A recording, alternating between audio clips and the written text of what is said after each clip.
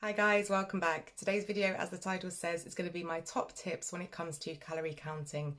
Now, if you're not familiar with my backstory or my weight loss journey, I managed to lose 5.5 stone via calorie counting over a 9-month period. This video is not going to be discussing in too much detail what calorie counting is. If you are interested in that, there's already a video posted on my YouTube which explains the science behind calorie counting and how I put it into practice to lose weight. But today's video is just going to be my top tips for anybody who might be starting out with calorie counting. Now, before I get started in this video, I did just want to say a quick thank you to you guys so much for all of your support over the last video that I posted. If you do follow and subscribe this account, then you'll know that the last video I put up was about body dysmorphia, and that was quite a scary and raw subject for me to talk about. But I've had so many lovely messages and emails from you guys just giving me some support and some reassurance that I did the right thing by posting that video. So thank you so much. I really do appreciate it. But for now, I'll get into today's video, which will be my top tips when it comes to calorie counting. So the first tip that I have, and it's really important if you're just starting out with calorie counting, is to know how many calories you need.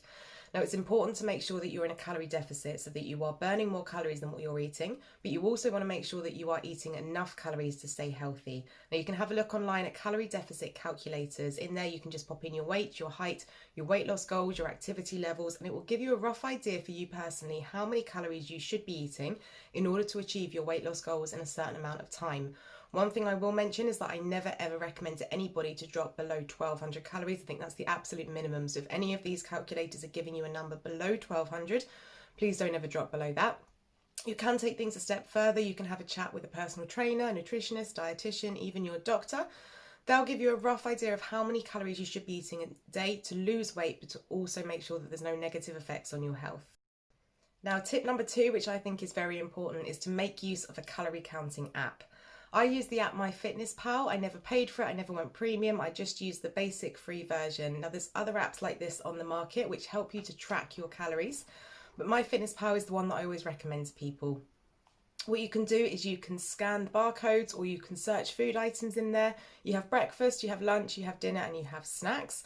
So you can just add in either throughout the day what you're having at a certain time. You can put your calorie goal in the morning, and then it'll tell you how many calories you have left for the day. So you can do it that way. You can either add it in as you go. What I prefer to do is I'll have my calorie goal set, and in the morning I'll put in the foods that I plan to eat that day. So I sort of know where I'm working throughout the day, what I'm going to have already, so I can split it out evenly throughout the day. But MyFitnessPal, I would definitely recommend having a look at it. It does go a step further, and it counts things like macros as well. When we're talking just calorie counting, it's a really basic, simple app where you can put in how many calories you're having. It will tell you exactly how many, and it will tell you when you've hit your limit. Tip number 3 is to be careful that you don't drink all your calories. Now, I'm not talking so much about alcohol here. Obviously, there are calories in alcohol, but what I want to talk about is sort of the day-to-day drinks, so things like Coke and like coffee. Be careful that you don't drink too many hidden calories in your drink. Now, when it comes to calorie counting, you also want to be tracking your drinks, because there can be a lot of hidden calories in there as well. Things like a can of Coke, that can be 150 calories for one can of Coke. Now, the freedom with calorie counting is great. So that means that if you do want a can of Coke and you absolutely love your Coke and you can't swap it for a Diet Coke or a Pepsi Max, you can have your can of Coke, but that is 150 calories gone. Now, for me personally, I would rather swap that for something like a Pepsi Max, which contains 0 to 1 calories, and I have 150 calories extra to eat that day. Same goes for coffee. If you're drinking out in coffee shops, these can be very dangerous. Things like a mocha from Starbucks can be about 350 calories. That blows my mind. I mean, I like the odd mocha. I like to treat myself to hot chocolate every so often. But if you were drinking a mocha every day, just as your standard order on the way into work, you're passing Starbucks, you grab a mocha, that's 350 calories. And that's a light lunch, you know, or a big snack or a dessert. If you swap that for something like a latte with skim milk, which is just around about 70 calories, you've almost got an extra 300 calories there that you can eat throughout the day.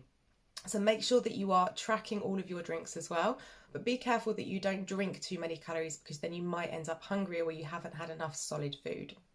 That leads on to tip number 4, which is to make sure that you are tracking everything. Now, the thing with calorie counting, one of the negative sides can be that it can be quite time consuming. It can take quite a lot of effort, because you do have to weigh and track absolutely everything you have. And what I'm talking about here is things like olive oil, sauces, salad dressing, condiments, little things that you sort of have on the side of your meal that you might think, that's not really part of the meal, it's not really solid food, so I'm not going to track that. but it's really important to be adding in things like salad dressing. Mayonnaise, there's a lot of calories in mayonnaise. Ketchup's not as bad, but it still contains calories. So if you're adding a lot of this to your meals, there's going to be so many hidden calories there, and it might take you out of a calorie deficit. One thing that's really important to mention as well is oil, cooking oil. If you're using olive oil for cooking, 1 tablespoon of olive oil contains about 120 calories. Now this blows my mind. It's why I very, very rarely use oil when I'm cooking. There's some great health benefits from olive oil. If you have small amounts of this in your diet, it can really help with a healthy, balanced diet. However, for me, when I'm cooking with oil, if I wasn't tracking my calories and I didn't have an awareness about the calories in oil, I'd just throw oil in. You could easily throw 3 or 4 tablespoons of oil into a pan, depending on what you're cooking, and you've got nearly 400 calories extra there going into a dish. So you might be thinking that you're making a dish that's 500 calories and it could be 600-700 calories extra just from the oil that you're adding in. So please be very careful when it comes to olive oil. I'm not saying that you should cut it out. I'm not saying there's anything at all that you should cut out from your diet. But if you are going to use things like olive oil and salad dressing and condiments, do make sure that you are weighing these as well, or measuring them out, and that you're adding them into your calorie counting app. So tip number 5 is to make sure that you weigh your food. If you're serious about calorie counting and you want to lose weight from calorie counting and make it a bit more of a lifestyle change, you are going to need to invest in some kitchen scales. It's almost impossible to calorie count without having some scales. What I hate seeing online is these sort of rough estimates of a handful of nuts. A handful of nuts comes in at 150 calories. Now, my handful of nuts might be completely different than your handful. People have different size hands, you might fill it differently, and you could say, okay, yeah, I've got 1 scoop of nuts here. That's only 150 calories. There could be 300 calories in there because you haven't actually weighed it. Same goes for things like oats as well, porridge oats, olive oil that I mentioned in the tip before. You might think that these are quite healthy foods. Things like peanut butter as well. You see these a lot online on Instagram, people saying that these are what you should be including in your diet, and you absolutely should. But just because they're healthy foods doesn't mean they don't contain a high amount of calories. So you do want to make sure that you are weighing all of your foods, that you have an accurate amount of your calories so that you're not entering into a calorie surplus. You want to make sure that you are staying in a deficit. Tip number 6 is something that personally helped me out during calorie counting in quite a big way, and that was ready meals and pre-portioned snacks. Now, I'm absolutely not saying to anybody you should go off and you should be eating ready meals every day. I'm not saying it's some sort of diet plan that you should now move over to ready meals. What I'm saying is to have an awareness of ready meals and the calories that are in them, because calorie counting itself can be quite a bit of effort sometimes. Obviously, you're having to weigh everything. If you're making a dish from scratch, it can take a little bit of time to work out the calories in all of it. Whereas if you have a ready meal, we'll already have printed on there how many calories are in that entire meal. Now, please don't go having ready meals every day. I don't think that's extremely healthy. But if you do have some of these in the freezer, just on days when you really can't be bothered with calorie counting, or you've had a long day, or you've had to work extra, and you don't want to have to make a meal from scratch and work out all of the calories that are in it, if you've got a couple of these ready meals tucked away in the freezer, they're so simple just to scan them into your calorie counting app. What I tend to do is I look in the supermarkets for the lower calorie range ready meals. I think a lot of these taste quite nice. They're usually called balanced range. You can get them in most UK supermarkets now as well. They're coming about 300 to 500 calories per portion, but it's just a much easier way on days when you just don't have the effort in you for calorie counting. Same goes for pre-portioned snacks. So what I'm talking about here is things like the Graze corn. The barbecue corn, I absolutely love this. So you can buy this in the big bags, and then you can obviously weigh it out yourself so that you're making sure that you're just having one portion instead of the whole bag. But what you can do is you can buy the little boxes that are pre-portioned. And again, it's just so easy. It already tells you how many calories you're having. There's no weighing involved, there's no scanning. It's all there already for you. Now, it can be a little bit more expensive sometimes to do it this way. I tend to find that smaller pre-portioned items tend to cost a bit more than buying it in bulk. So what I do is I keep an eye out for when they're on offer. Or another thing that you can do is, again, using the barbecue Graze as an example, you can buy the bigger bag, then you can get some sandwich bags and you can just weigh out the portions yourself and have them pre-portioned so that you can have, say, sort of 6 of these sandwich bags ready to go, tie them up, chuck them in the cupboard, so you know that when you grab one of those, the exact amount of calories that are in that and that you're only eating one portion. Now, tip number 7 is to make sure that you have an awareness that your body is naturally burning calories all day. As a female, for me, throughout the day with a moderately active lifestyle, if I'm not working out and I'm not going to the gym, my body will burn approximately 1,800 to 2,000 calories a day. For a male, approximately 2,000 to 2,500 calories a day. That's just with a moderately active lifestyle, just going around my day-to-day business. But one thing I do get is a lot of messages from people saying, how much do I need to exercise in order to stay in a calorie deficit? Now, when I was actually in a calorie deficit every single day, and when I was losing the weight via calorie counting, I wasn't exercising at all. My body was naturally burning the calories. So if I was naturally burning 1,800 calories a day and I was eating 1,500, I'd be in a calorie deficit of 300. If I was eating 1,200 a day, I'd be in a calorie deficit of 600, so I'd lose weight quicker because I was in a bigger deficit. But your body is naturally burning calories. I get a little bit concerned sometimes when I get messages from people saying, well, I've just done a workout and it says that I've burnt 500 calories today throughout exercise. That means I can only eat 500 calories. Absolutely not. That is an extra 500 calories on what your body is naturally burning. So please make sure that you are still eating enough, and do a little bit of research into how much your body is actually burning day to day without exercise. Tip number 8 is something that I preach all the time, and especially if you're just starting out with calorie counting, don't overcomplicate it. Weight loss is something that is very simple. The science behind weight loss and calories in, calories out is very simple. That being said, it's also very hard because you've then got the motivation behind it, the consistency. So it's something that's very difficult to do, but the science behind it is simple. So don't go overcomplicating it too quickly. I've posted videos and things over on social media about how I've recently got into fasting. There's things like carb cycling, the timings that you eat. You can go into counting macros. There's so many more sort of extensions of calorie counting, but if you're just starting out with it, you really don't need to overcomplicate it. I never did. The 9 months when I was calorie counting 1,200 a day, that was all I did. I didn't count my macros. I didn't eat at certain times of the day. I wasn't carb cycling. I wasn't cutting any foods out at all. I was simply calorie counting 1,200 calories a day. So don't go in overcomplicating it. It can get quite confusing. You could be more likely to give up. You can question whether you're doing it right. When it comes to basic calorie counting, it is calories in versus calories out. Tip number 9 is to start finding some lower calorie alternatives. If you've set your calorie goal for the day at 1,500 calories, you are not going to get much chocolate from that. You're not going to get much pizza, much crisps. They're the kind of things you like to eat. You're not going to be able to get much of that sticking in a calorie deficit.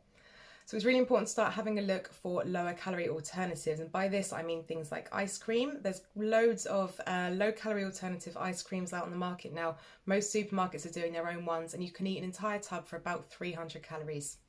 Also jelly. If you swap for sugar-free jelly, they're around about 3 calories each, which is awesome. If you've run out of calories for the day, but you're still bored, you want to eat something in front of the telly, then these jellies are great because they don't really add any calories at all.